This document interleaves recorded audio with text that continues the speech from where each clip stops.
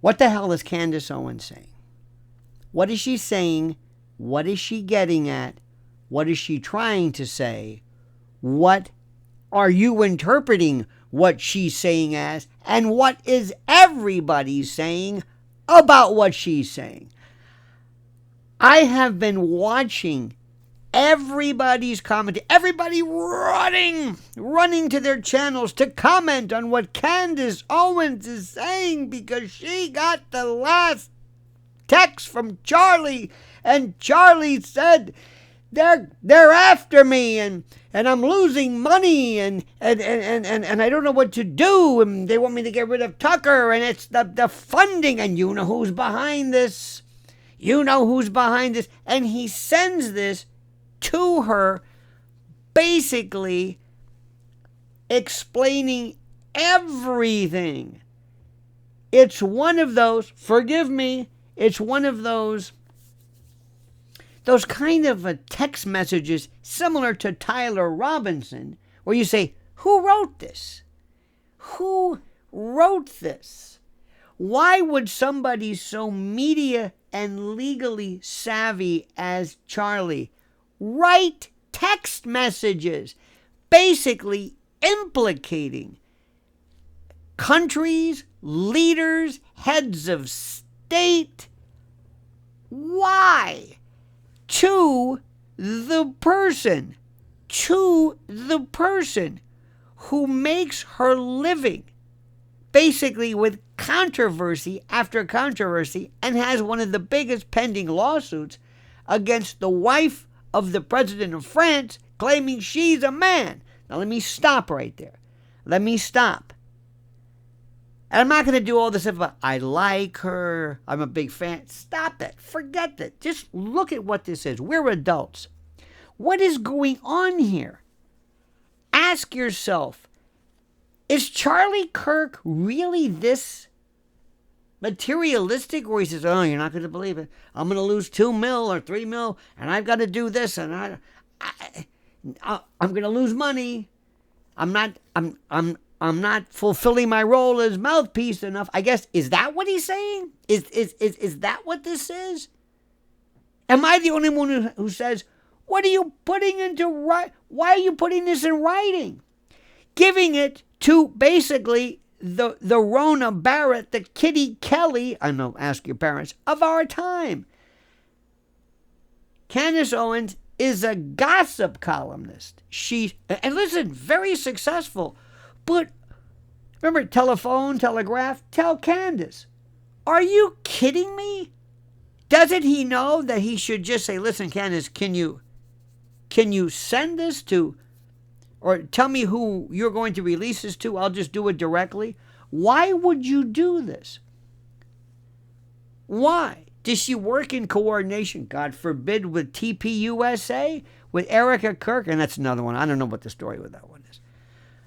But my friends, this is just incredible. If I want you to think about this, think about it differently than what you've been hearing. Because, see, you're being told that there's some connection here. That basically Charlie was offed by a group of people, and that Charlie knew, they're after me, Candace. If anything happens to me, you know, that whole thing. And by the way, we have done too much of this. I'm not committing. This is YouTube. I can't use the word, but, you know, if anything happens to me, it's not because of me. It's because of, you know, I'm happy now. I'm not depressed. Wait a minute. Hold it. Stop for a second. Stop. It's become cliched now. Everybody's saying, oh, remember when the old joke was that so-and-so and Epstein didn't commit suicide, or Epstein didn't harm himself. Remember that one? It was a punchline. And that's kind of an extension for this. Now I want you to just step back from the noise for a moment and ask yourself a simple question. What exactly is Candace Owens saying, and why now? And we've all seen the headlines. We all know the social posts, and I know you read these. And I'm telling you, you've got to see how everybody is jumping on this, from Piers Morgan to you name it.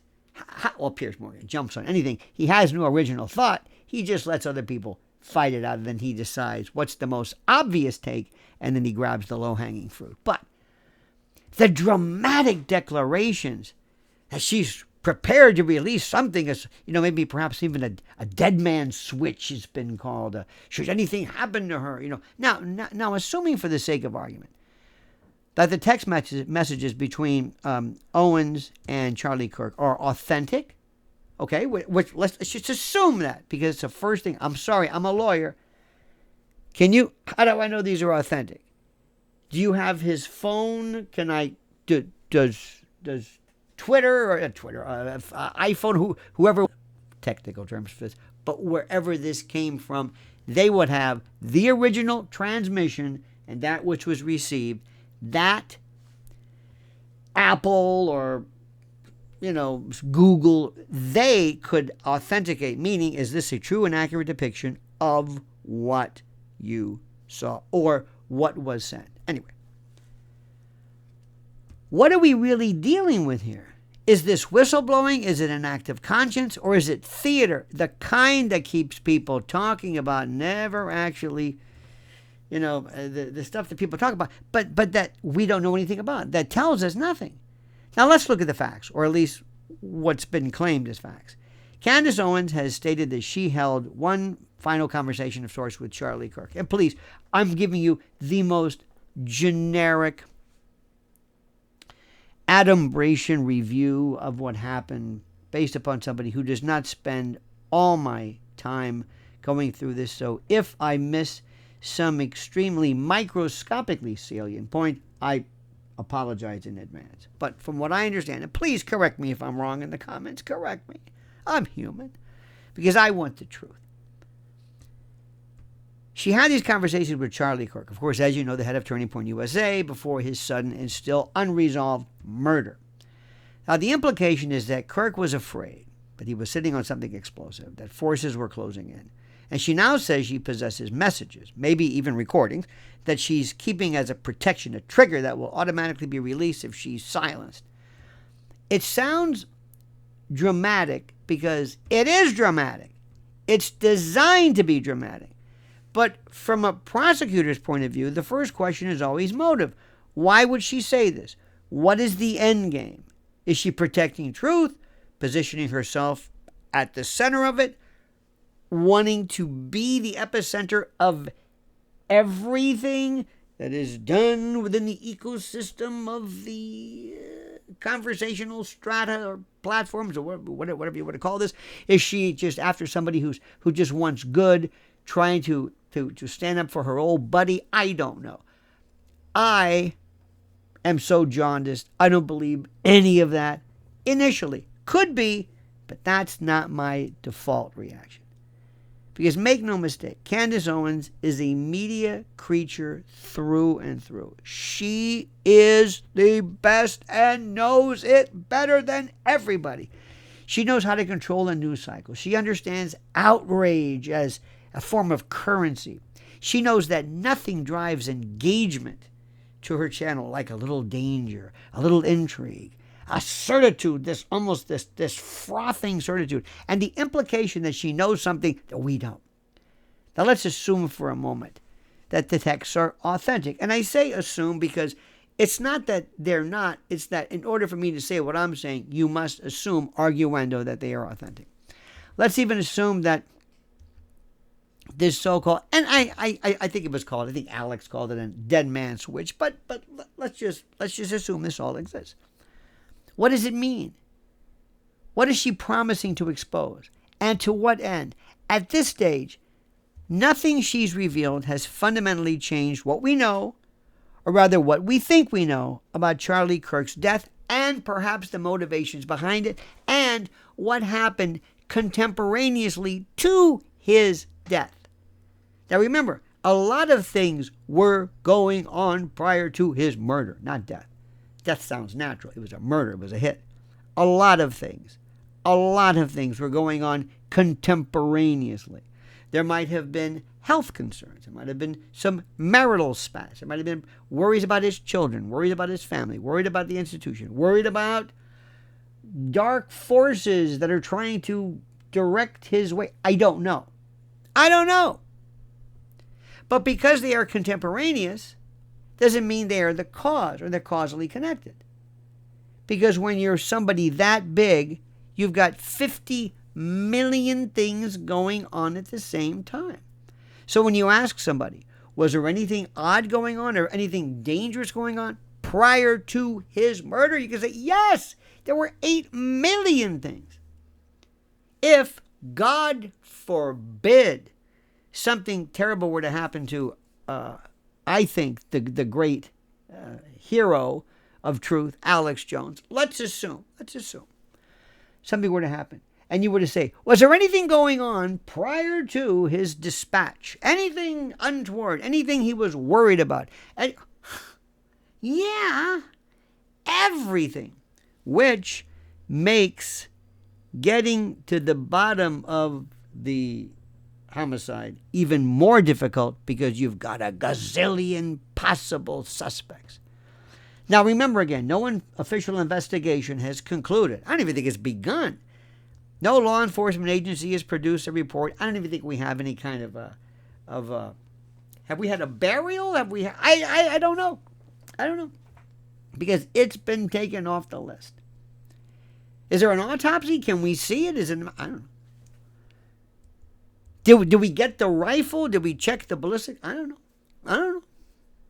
Because everything keeps changing so fast. So fast. Yes. And don't forget, we got the playoffs. And the Yankees are in the playoffs. And forget it. So we've got, bread and circuses going crazy. So I don't know.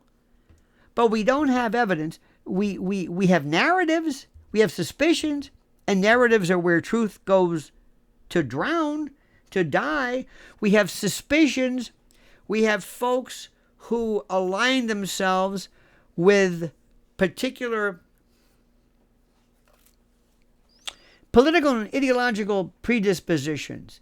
Zionist, anti-Zionist, Israeli, American, MAGA, Democrat, progressive, conspiracy theorist, globalist. Pick the, what do you want? Pick the name, pick the label, pick the insignia that best describes you, please. We still don't know who killed Charlie Kirk. We still don't know if Tyler Robinson had anything to do with it. We don't even know if his text messages are legitimate. We still don't know if this was a political, personal, or something else hit entirely. What we do know is that the speculation has reached a beyond fever pitch. Social media detectives, sleuths, experts, anonymous insiders, podcast whisperers, true crime. Don't forget true crime. What does true crime mean? Clueless. But all of these folks insisting they've cracked the code. We're getting to the bottom of this. But from a prosecutorial standpoint, this isn't evidence. It's noise. It's motion without progress. It's controversy without any kind of disclosure. Now, here's the problem. Candace Owens has positioned herself as both messenger and martyr by invoking almost I don't want to keep saying dead man switch, but this is my last hurrah. She's suggesting that she holds something so explosive, so dark, so great, so powerful, that dark forces might silence her to keep her from getting out, or it from getting out. It's a story straight out of a political thriller, except that it isn't fiction. This is the news cycle of 2025. But think about it. If what she holds is real, if it's that dangerous, why hasn't she released it already? Why tease the world with something big only to hold it hostage beyond, if something happens to me? But she has released a lot of things. She's shown you much to indicate, look what happens. Look, it's out there. It's out there. So I know a lot about already what was allegedly sent to her, communicated with her. So if anything, God forbid it, we don't want that to happen, were to happen to her, there's no insurance because you've already showed me this. That make any sense? So the motivation behind this is control. Now, to be fair, Candace Owens has a history of going where others fear to tread. She's attacked institutions bravely, I think. She's defied allies, paid a price for it. She's sharp, she's ambitious, very smart, unafraid to name names, and reckless. Absolutely reckless. And her fans love it because reckless is great, great theater. But the pattern is always the same. Bold claim, media explosion, confusion, then silence. No resolution, no verification, no end. So the question becomes, is this about revelation or relevance? Is she trying to expose something real or simply stay in the spotlight by implying she could if she wanted to, or there's more, or I am the only person who knows something about this, so much so that my and by the way, I don't mean to dismiss this because let me tell you something, nobody would have ever thought anything would have happened to Charlie Kirk. I never would. This guy was loved. He was the most innocent, good, God-fearing person ever. And look what happened to him. And we have a lot of motives behind it, a lot of theories as to who might have been involved. This is a different story. I don't know. But here's the truth.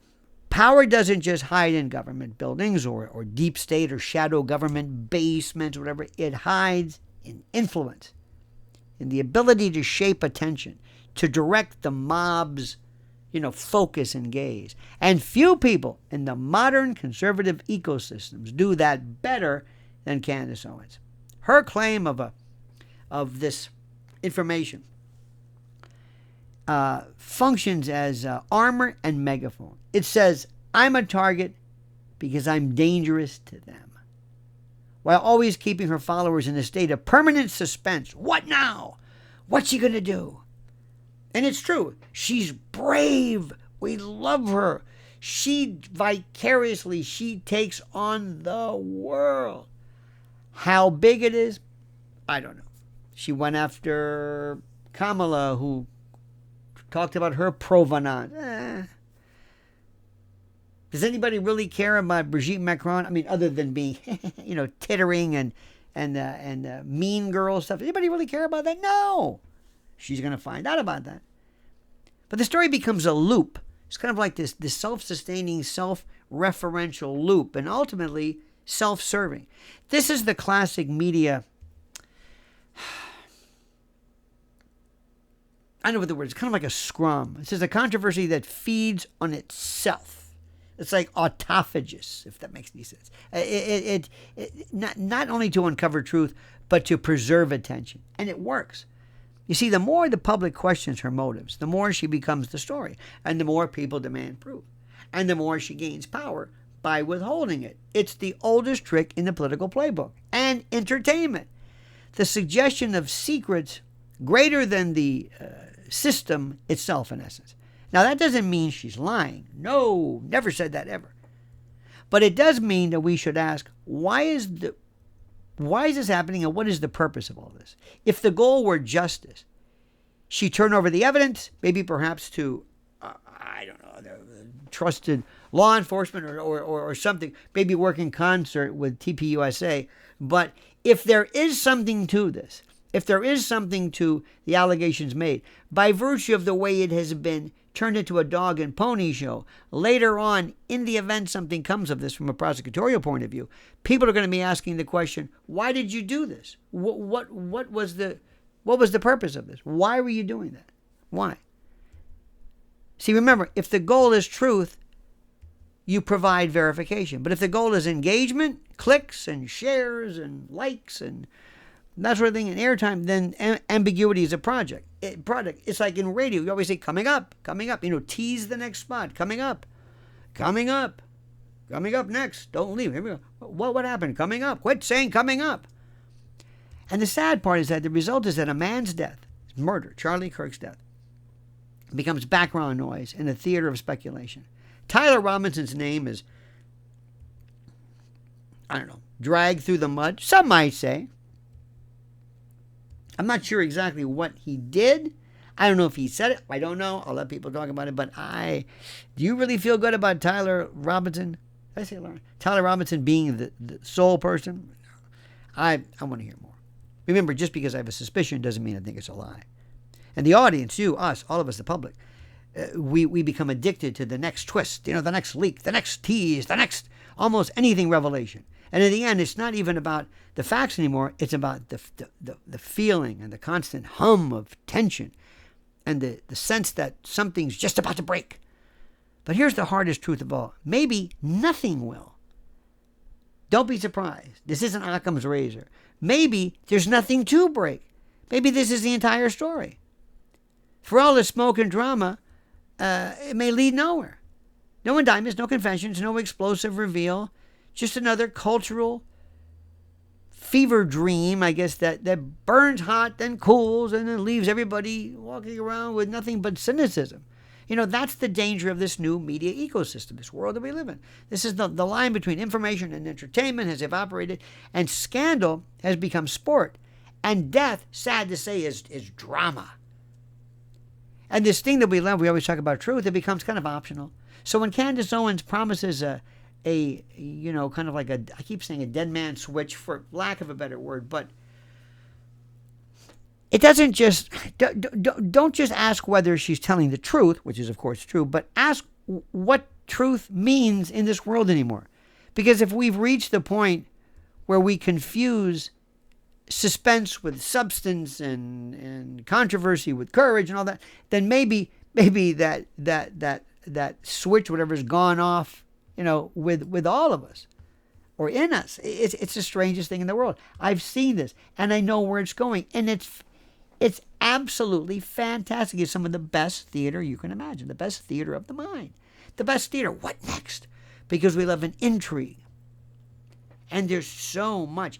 And to show you how good, everybody's talking about her, including me. And I'm talking not so much about her, but what she means. In the world today, the big names in podcasts is, of course, Joe Rogan, who's a different kind of a thing. Alex Jones, who was the paterfamilias, he is the ground zero of this. And then there's, I guess you say maybe Tucker, for sure. And then there are others who are very popular, but they just respond. So, and they react, and that's great. Nothing wrong with it. I'm reacting too, but I'm asking a question. If I was a prosecutor now, and I said, okay, give me this information. What do you want me to do about this? Candace, at your best, what do I do with this? Okay. He feared or he was about to lose funding, according to this. Or does that mean that he loses life? Or I don't know. Maybe there are other files out there. I don't know. Does his wife know anything about this? I'm just curious. Don't you think somebody's wife, is there anybody, does the Trump DOJ know anything about this? I think you can trust them. Does Kash Patel know? If you're insinuating that these text messages were in essence saying they are after me and they are going to kill me, and not only are they pulling my funding, but they don't like my message and I fear for my life, I think that's relevant. If it is relevant, you just compromised any chance of this being brought to court, any chance of this being brought to trial, any chance of this being prosecuted. You just ruined it. Because it's now become theater. It's become theater. It's become clicks, and that's not what you do. You don't do that. And sometimes it's difficult when you feel almost, and I've seen this happen, you get into the world of radio or you get into the world of promotion, and you feel as though you are Delphic, oracular. I am the voice of truth. I am a force that people do not understand how powerful I am. I am that critical. I am not just a show. I'm not just some show that people like. I'm not just some pretty face. I'm the voice of truth. And let me tell you something. When you find yourself ever thinking like that, step back, because you're starting to lose it.